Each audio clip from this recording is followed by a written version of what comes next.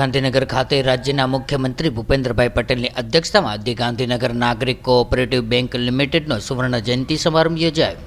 મુખ્યમંત્રી ભૂપેન્દ્રભાઈ પટેલની અધ્યક્ષતામાં 50 વર્ષથી ગાંધીનગર જિલ્લામાં અવિરત બેન્કિંગ સેવાઓ આપતી જિલ્લાની પ્રતિષ્ઠિત સહકારી બેંક ધી ગાંધીનગર નાગરિક કોઓપરેટિવ બેંક લિમિટેડનો સુવર્ણ જયંતિ સમારંભ 11મી જાન્યુઆરી 2025ને શનિવારના રોજ Gandhinagar civil hospital auditorium hall ખાતે યોજાયો હતો.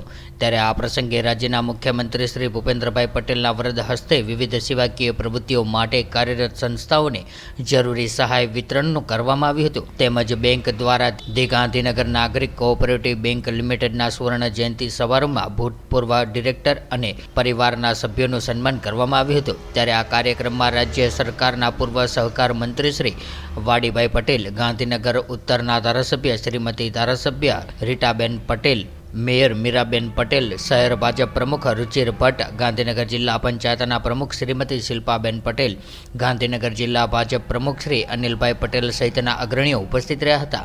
ત્યારે આજના સુવર્ણ જયંતિ સમારોહમાં શ્રી માયાભાઈ આહિર અને શ્રી સાબુદ્દીન રાઠોડે મંત્રમુગ્ધ કરતી પ્રસ્તુતિ કરી હતી.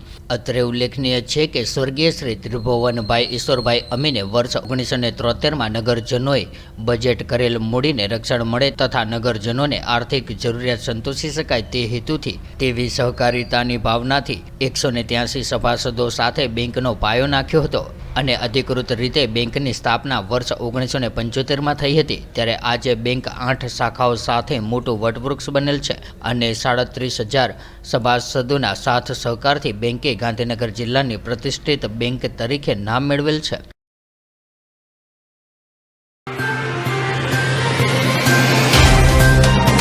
तो व्हाट्सएप, ट्विटर, फेसबुक, इंस्टा जहाँ भी आपका अकाउंट है, इसे शेयर बटन के द्वारा वहाँ पर शेयर करें.